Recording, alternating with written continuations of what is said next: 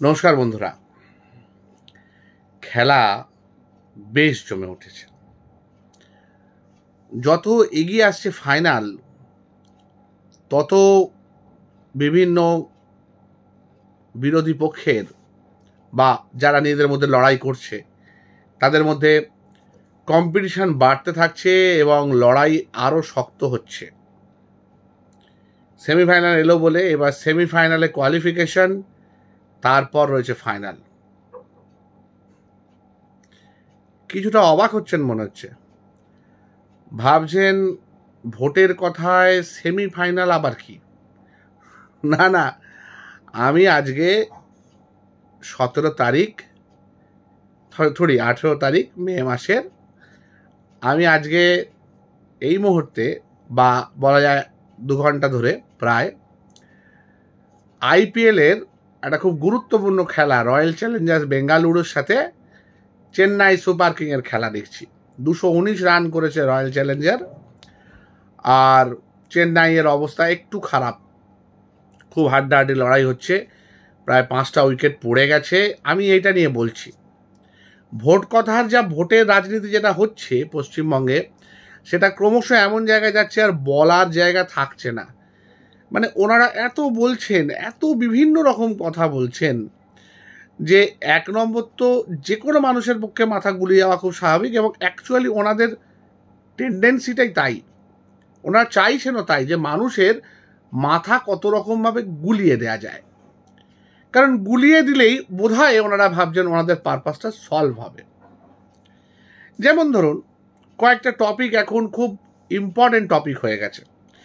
Central গভর্নমেন্টের কোনো topic কিন্তু ইম্পর্টেন্ট না, সেটা আপনি যারা কেন্দ্র থেকে আসছে তাদের কথাই ভাবুন, আর আমাদের এখানে যে বিরোধী দলনেতা আছেন, যে মহান দলনেতা, মানে প্রায় মস্তিষ্ক বিকৃতির সমস্ত লক্ষণ যার মধ্যে দেখা যাচ্ছে, তাদের কারোরই মধ্যে একবারের জন্য কেন্দ্রীয় সরকারের জনমোহিনী নীতি, বিদেশ নীতি, অর্থনীতি, জিডিপি, এইগুলো নিয়ে কোনো আলোচনা হচ্ছে না।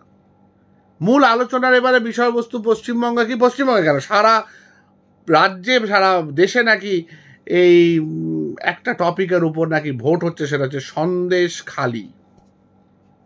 সুন্দরবনের একটি প্রত্যন্ত অঞ্চল, আজকে সারা পৃথিবী হয়তো চেনে, পশ্চিমবঙ্গ তো চেনেই, এবং কেন্দ্র থেকে যারা আসছেন তারা দাবি করেন সারা রাজ্যে নাকি সন্দেশখালি এখন একটা বড় বড় ইস্যু। মণিপুর ইস্যু নয়, এদিকে উত্তরপ্রদেশে যেগুলো আছে হাদরাস, উন্নাও, এগুলো ইস্যু নয়, আমাদের পশ্চিমবঙ্গেরগুলো ইস্যু। পশ্চিমবঙ্গটা তো খুব ভালো জায়গা না, না কাশ্মীরের থেকেও খারাপ জায়গা। কাশ্মীরে তো তাও এখন খুব ভালো অ্যাটমসফিয়ার, আগেও যা ছিল তার থেকেও পশ্চিমবঙ্গ অনেক অনেক গুণে খারাপ। এখানে দুবেলা বোমাবাজি হয়, সারাদিন কারফিউ হয়, মেয়েরা বাইরে বেরোতে পারে না, খুব খারাপ অবস্থা। আপনি প্রত্যেকটা পাড়ায় পাড়ায়, ইভেন কলকাতা শহরে ঘরে ঘরে গিয়ে দেখুন, এই যে এখন 11টা বাজে, এখন রাস্তায় একটা লোক পাবেন না খুঁজে, সবাই ঘরে চলে গেছে। এতটাই সাংঘাতিক নির্জন ভয়াল রাত্রি পশ্চিমবঙ্গে এবং কলকাতায়।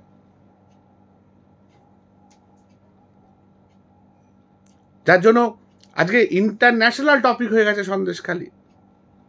এবং সেখানে কিছুদিন আগে একজন সন্দেশখালিতে কলকাতা পুলিশকে দিয়ে গ্রেপ্তার হয়েছিলেন একজন মহিলা।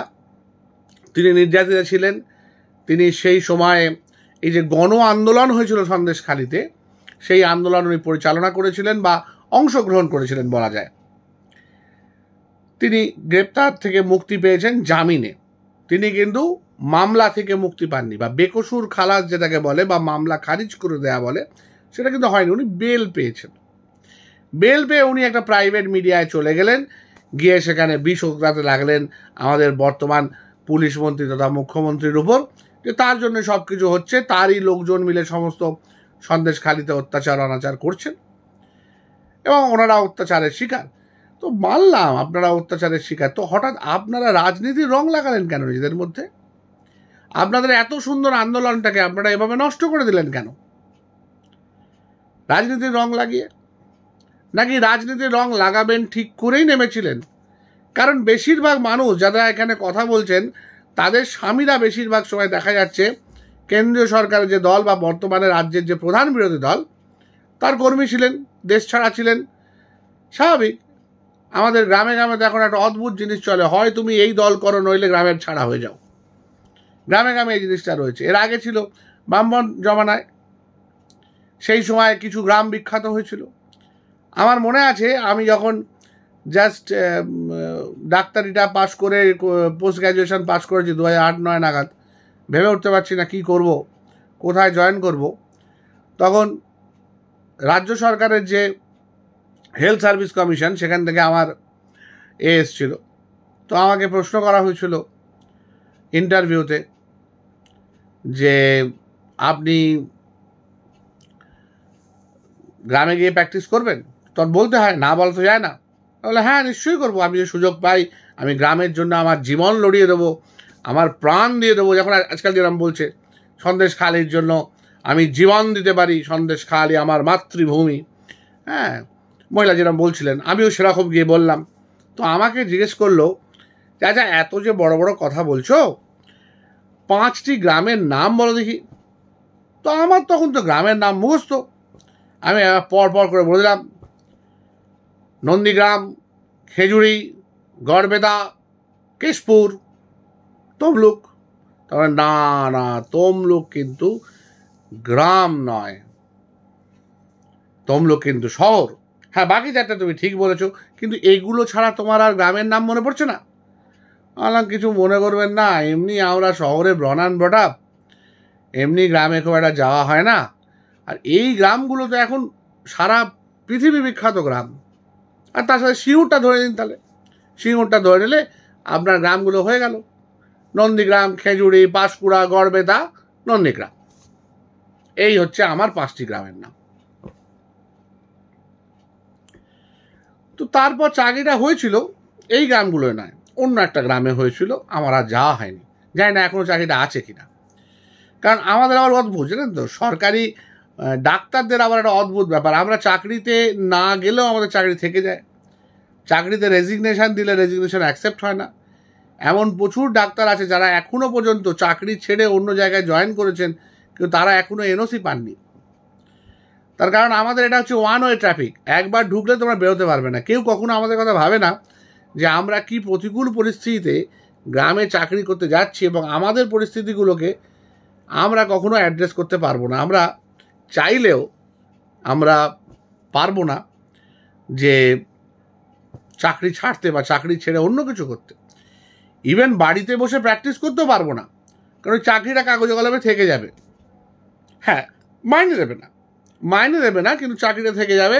আমি চাইলে রিটায়ারমেন্টের আগের দিনও গিয়ে বোধহয় জয়েন করতে পারে। যে রেটে রিটায়ারমেন্ট পেছাচ্ছে, আমার বয়সে হয়তো রিটায়ারমেন্টের টাইম হবে 75 বছর কিংবা 80 বছর, মানে হবেই না। মানে আমার তো একজনের চাকরি থাকবে, কারণ পেনশন তো দেবে না, পেনশন দেবে না বলেই তো চাকরির এই ব্যবস্থা করছে। তো এইটা হলো একটা দিক। অন্যদিকে অদ্ভুত জিনিস দেখছি এখন উত্তর কলকাতায়। ইলেকশন যত এগিয়ে আসছে তত তো লোকজনের মধ্যে মারামারি কাটাকাটি বেড়ে যাচ্ছে। উত্তর কলকাতায় আবার যিনি দাঁড়িয়েছেন তার এখনও মনে হচ্ছে তিনি যেন এখনও পর্যন্ত রাজ্য সরকারের যে দল তার সঙ্গেই মনে প্রাণে আছেন। মাঝে মাঝে উনি ভুলে যাচ্ছেন যে উনি ওখান থেকে বেরিয়ে বিরোধী দলে জয়েন করেছেন। কারণ ওনার বিরুদ্ধে যিনি রাজ্য সরকারের প্রার্থী, যিনি বেসিক্যালি লোকসভার মানে মেন স্পোক্স পারসন এই দলটির, তার বিরুদ্ধে দাঁড়িয়েছেন উনি। এবং তার সাথে ওনার দীর্ঘদিন একই দলে থাকাকালীনও কিছু ঠান্ডা লড়াই চলতো। তো উনি নিজে বলছেন যে আমার দলেই তো উনি আছেন, বা আমার দলের লোকজনের সাথেই তো ওনার বেশি দহরম মহরম, যেটা নাকি উনি এখন এই দলে এসে জানতে পেরেছেন যে উনি যতটা না রাজ্য সরকারে তার চেয়ে বেশি উনি কেন্দ্রীয় সরকারের তাবেদারি করেন বা পদলেহন করেন বলা যায়। আজকে আবার ওনার ওখানে কিছু পোস্টার ছাপা হয়েছে যেখানে মাননীয় তরুণ তুর্কি নিয়ে নেতা আছেন, মাননীয় সাংসদ, তার নাকি ছবি নেই, সেই নিয়েও কিছু বিতর্ক হচ্ছে। তো এই মানুষরা একদম কনফিউজড যে উনি যদিও রিসেন্টলি জয়েন করেছেন, তা ওনার মনে হচ্ছে উনি যেন নিজের পুরনো দলেই রয়েছেন।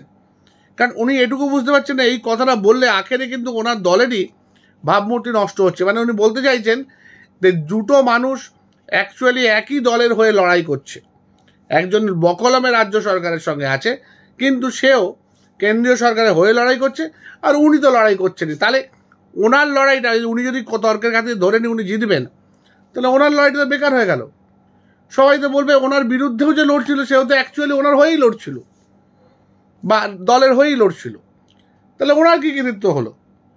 রাদার বলা যায় যে যিনি এতদিনের সাংসদ ওই এলাকা থেকে, তিনি ওনাকে জিতিয়ে দিলেন। কারণ উনি তো বকলমে ওনারই দলে, সেটা তো উনিই স্বীকার করছেন। এ তো ভারী অদ্ভুত কথা হয়ে গেল। আর উনি এই দলে ছিলেন বলেই রাগে উনি দলত্যাগ করে আবার ওই দলে, যে দলটা খারাপ উনি এতদিন বলে আসছিলেন, সেই দলেই জয়েন করলেন। কেন? কারণ ওনার বিরুদ্ধে দাঁড়ানো, যেটা আগে ছিল না, আগে ওনার এলাকায় দাঁড়ানো দলের প্রাক্তন সাংসদ, তিনি রাজ্য সরকারের বা বলা যায় বিজেপির হয়ে নাকি কাজ করছেন, এই লক্ষ্যে উনি বিজেপি জয়েন করেছিলেন। ভাবা যায় একটা দলের জন্য, আদর্শের জন্য এতটা স্যাক্রিফাইস? ভাবা যায়? পারা যায়? কেউ পারে? আমি তো পারতাম না। অসাধারণ স্যাক্রিফাইস। আমার দলে থেকে একটা লোক ইলেকশনে দাঁড়িয়েছে, সে বিজেপির সমর্থক, বিজেপিকে সাপোর্ট করে, বিজেপির কেন্দ্রীয় নেতা নেত্রীদের সাপোর্ট করে, সেই অভিযোগে ইনি তৃণমূল দল ছেড়ে গিয়ে বিজেপিতে জয়েন করে সেখানে ওনার এগেনস্টে ক্যান্ডিডেট হয়ে গেলেন। কি প্রচণ্ড দলের প্রতি নিষ্ঠা এবং আনুগত্য থাকলে একটা মানুষ এটা করতে পারে। আমি তো বলবো উত্তর কলকাতার যিনি বিজেপি প্রার্থী, তার মতো তৃণমূলের অনুগত কি বলবো নেতা তৃণমূলে আর একটিও নেই। নাহলে এরকমটি উনি করতে পারেন? যার জন্য এখনও ওনার মুখ ফসকে তৃণমূলের কথা বেরিয়ে পড়ছে যে তৃণমূলের যে প্রার্থী সে আসলে আমাদেরই প্রার্থী, আমাদের হয়েই কাজ করে। ভারী মজার ব্যাপার। আজকে একটা গল্প বলবো ঠিক করেছিলাম, তা অনেকটা সময় নষ্ট হয়ে গেল। জানি না আপনার শুনতে ভালো লাগবে কিনা। রামায়ণের দিকে একটু আসতে ইচ্ছা করলো। আগেরবার মহাভারত নিয়ে কথা বলেছিলাম। মহাভারতে আমার না এই ভিডিওগুলোতে খুব ভালো ভিউ হচ্ছে না, অথচ সেই ভিডিওটাতে খুব ভালো ভিউ হয়েছিল। মানে লোকজন এখনও মহাভারত, রামায়ণ এই সমস্ত মহাকাব্য শুনতে ভালোবাসেন। আজকে ভেবেছিলাম যে রামায়ণের একটা ক্যারেক্টার নিয়ে কথা বলবো। সেই ক্যারেক্টারটা ছাড়া বোধহয় রামায়ণ হতো না। যেরকম বলা হয় রামায়ণ শূর্পণখা ছাড়া হতো না। শূর্পণখা ওই এতে না গেলে, দণ্ডক বনে না গেলে, দণ্ডক বনে গিয়ে ওই লক্ষ্মণের সাথে দেখা হয়ে লক্ষ্মণকে প্রপোজ না করলে, লক্ষ্মণ তার নাকটা না কেটে দিলে রাবণ রেগে যেত না। রাবণ রেগে গিয়ে সীতাকে অপহরণ করতো না, এবং সীতাকে অপহরণ না করলে রামচন্দ্র যুদ্ধ করতেন না। রামায়ণ বলে একটি বড় মহাকাব্য তৈরি হতো না। কিন্তু রাবণ হারত না একটা মানুষের জন্য। তিনি হচ্ছেন তার ভ্রাতা, আপন ভ্রাতা, এবং শোনা যায় উনি রাবণের মন্ত্রিসভার একজন গুরুত্বপূর্ণ সদস্য ছিলেন। তারপর উনি আস্তে আস্তে লক্ষ্য করলেন যে রাবণ ভুল পথে চলেছে। এখানে একটা মানুষ প্রায় 90-এর দশক থেকে ছিলেন রাবণের সাথে, এবং 2007 সাল অবধি তিনি নিরঙ্কুশভাবে ছিলেন। তিনি রাবণের হয়ে বহু যুদ্ধ, বহু বিপ্লব সংগঠন করেছেন, বিভিন্ন যুদ্ধও করেছেন অনেক সময়। তারপর উনি এতটাই বিশ্বাসযোগ্য হয়ে গেলেন রাবণের, যে রাবণ তাকে বিভিন্ন জায়গায়, বিভিন্ন বড় বড় পোস্টে, বিভিন্ন বড় বড় মন্ত্রকে দায়িত্ব দিল। এমনকি রাবণের যে জায়গাগুলো, লঙ্কার যে যে অংশগুলোতে রাবণ একটু অস্বস্তিতে থাকত, রাবণের সেই জায়গাগুলো জয় করা হয়নি, বা সেখানকার মানুষের মানে কি বলবো আশীর্বাদ বলুন বা তাদের আধিপত্য বিস্তার বলুন, সেটা করে উঠতে পারেনি। সেসব জায়গায়ও এনাকে পাঠালেন। এই বিভীষণ এবার কি করলেন, সেই সব জায়গায় গেলেন, সেই সব জায়গায় গিয়ে আদপে নিজের সংগঠন তৈরি করতে লাগলেন। কারণ রামায়ণের মতো, রামায়ণ যেমন একদম যুদ্ধ শুরুর আগে আগে, যখন রামচন্দ্র অলরেডি সেতু নির্মাণ করে প্রায় পৌঁছে গেছেন, সেই সময় বিভীষণ এসে বলেছিলেন যে আমি আপনার দলে জয়েন করতে চাই। এই যে বিভীষণের গল্প বলছি, এই বিভীষণ আবার তারও কিছুটা আগে লুকিয়ে লুকিয়ে, যাতে কেউ জানতে না পারে, একবার গিয়ে দেখা করেছিলেন আমাদের বিভীষণের রামচন্দ্রের সাথে। রামচন্দ্র হতে পারে, লক্ষ্মণ হতে পারে, আমরা সেটা জানি না। তিনি গিয়ে দেখা করেছিলেন, গিয়ে বলেছিলেন যে দেখুন রাবণ এই করছে, আমি আপনাদের সঙ্গে যুক্ত হব, কিন্তু আজ যুক্ত হব না, কিছুদিন পরে যুক্ত হব। আমি আরেকটু খবর বের করে নিই যাতে আপনাদের রাবণকে হারাতে সুবিধে হয়। তো রামচন্দ্র দেখলো বেশ ভালো, আমার লোক যদি অন্যের দলের মধ্যে থেকে আমার কাছে তথ্য সরবরাহ করতে থাকে বা পরবর্তীকালে যদি তথ্য নিয়ে চলে আসে, তাহলে আমার পক্ষে খুব ভালো। উপরন্তু বিভীষণও ভালো যুদ্ধ করে, তার বিভিন্ন যুদ্ধের পন্থা সে খুব ভালো জানে, এবং সবচেয়ে বড় কথা, সে রাবণের সমস্ত কলকাঠি, রাবণ কোথায় অস্ত্র লুকিয়ে রাখে, কোথায় হাতি থাকে, কোথায় ঘোড়া থাকে, তার যে ছেলে সেই মেঘনাথের ক্ষমতা কতটা, মেঘনাথের উইক পয়েন্ট কোনটা, মেঘনাথের স্ট্রং পয়েন্ট কোনটা, হ্যাঁ শুধু তাই নয়, তার যে ভাইয়েরা আছে, যে কুম্ভকর্ণ, শম্ভু, নিশম্ভু, হ্যাঁ এদের সমস্ত হাটের খবর নিয়ে একদম ঠিক ভোটের আগে যুদ্ধের আগে যখন রাম একদম তৈরি, যুদ্ধ করার জন্য তৈরি, ডেট ঠিক হয়ে গেছে, সেই সময় উনি চলে এলেন একদম শিবির ত্যাগ করে, রাবণের শিবির থেকে রামের শিবিরে। তারপর যা হয়, সমস্ত ভেতরের ইনফরমেশান, সে রাবণের শক্তিশালী কোথায় আছে, মেঘনাথকে কিভাবে নিরস্ত্রভাবে পাওয়া যাবে, সেই করতে থাকলেন। আলটিমেটলি রাবণ তার সপরিবারে পরাজিত হলো এবং সে যুক্ত হলো, এসে বিভীষণ হয়ে গেলেন শ্রীলঙ্কার বা লঙ্কার রাজা। রামচন্দ্র এসে বিভীষণকে বসিয়ে দিলেন।